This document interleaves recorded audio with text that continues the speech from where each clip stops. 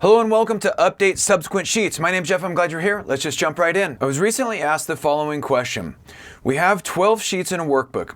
When we change a name in one sheet, we want that change to flow to subsequent sheets, but not to previous sheets. And I'm going to answer that question in this video. Exercise 1. The first approach we're going to look at is by using grouped worksheets. So on the January sheet, we have a list of volunteers. And we expect that to be the same throughout the year. So when we initially set up these sheets, they all have the same list.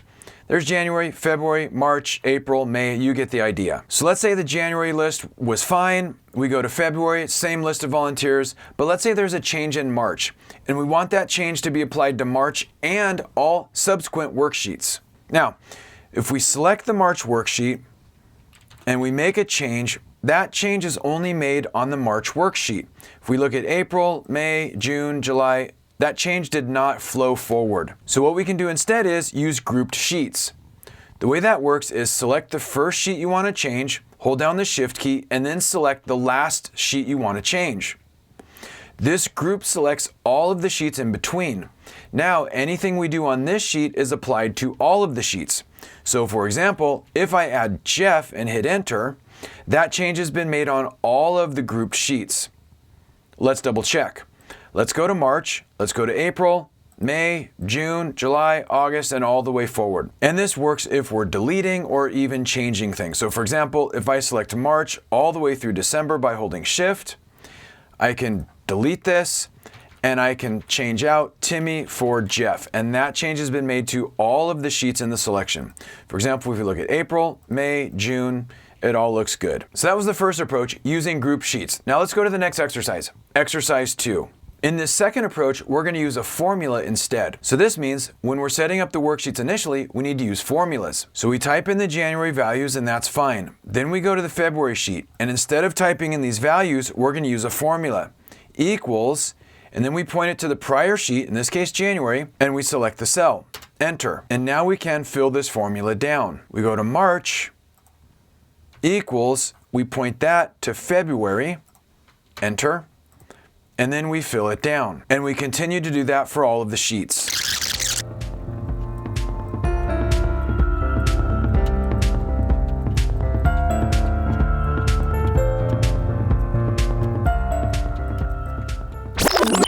All right, now that I've made that change on all of the sheets, every sheet gets its values from the previous sheet. So let's go back up to January. So in January, this was our list of volunteers. In February, the same list appeared. Now we have a change in March. So here we can look at April, May, and June. See, these are all the same values. But in March, Timmy didn't show up. Instead, Jeff showed up. So we hit enter.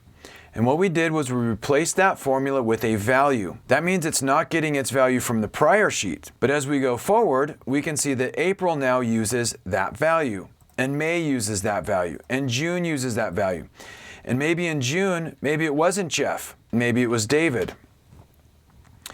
Now, that does not impact the prior sheet, which is still Jeff, but it does update the subsequent sheets. So July, August, and September. But what if we wanted to be able to add new volunteers under the list? For example, if I type a new volunteer under the list, and I go to September, it doesn't appear. Why? Because our formulas only go down to row 15. So let's go to the next exercise. Exercise 3. So what we want to do with February is we want to extend that formula down a few rows. And that way, if we add a couple of volunteers, those new names will flow in. Let me go ahead and update the rest of the sheets quickly.